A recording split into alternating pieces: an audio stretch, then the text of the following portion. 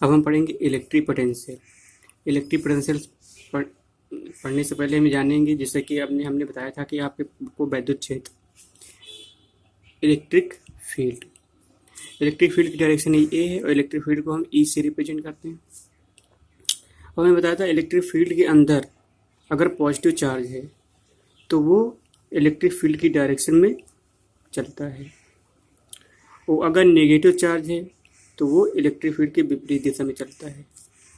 तो इसकी कहानी क्या है? कहानी ये है कि अगर ये पॉजिटिव चार्ज है क्यू और ये नेगेटिव चार्ज है क्यू, इलेक्ट्रिक फील्ड की डायरेक्शन में चलता है, तो इसका मतलब ये है कि इस पर जो फोर्स लगता है वो इलेक्ट्रिक फील्ड की डायरेक्शन में लगता है, और इस पर जो फोर्स लगता है वो इलेक्ट्रिक फील्ड की अपोजिट डायरेक्शन में लगता है।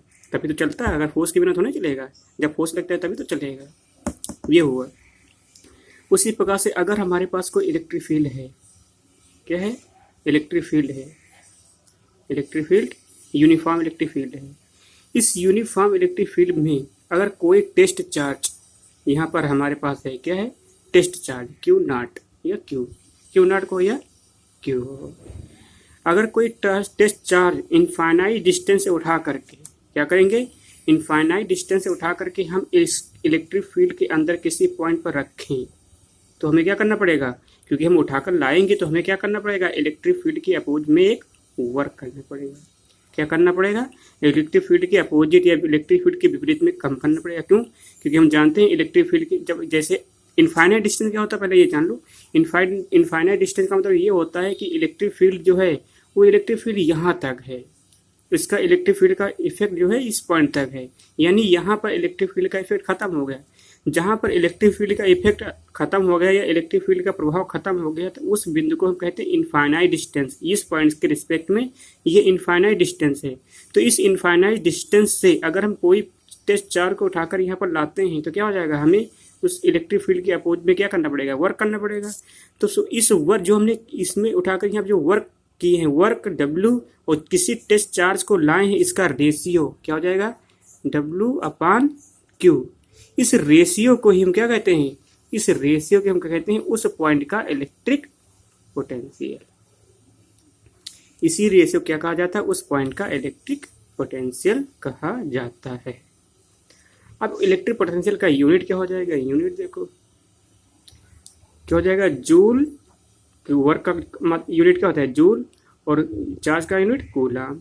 जूल पर कूलाम, और इसको क्या कहेंगे? वोल्ट। इसी को क्या कहते हैं? वोल्ट।